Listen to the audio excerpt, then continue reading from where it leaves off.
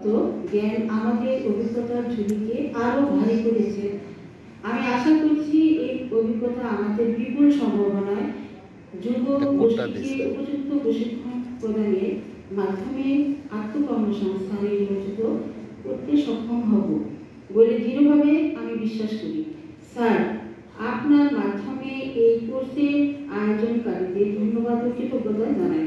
পাশাপাশি এই ধরনের প্রশিক্ষণের ব্যবস্থা 10 বছরে একবার নয়, বরং প্রতি বছর একবার করে হওয়া দরকার।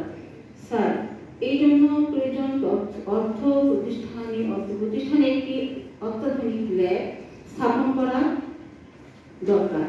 স্যার, বিভিন্ন প্রতিষ্ঠানে আমরা দেখি বিষয়ভিত্তিক টিওটি কোর্সে প্রশিক্ষকদের বহির্বিশ্বে প্রেরণ করা হয়।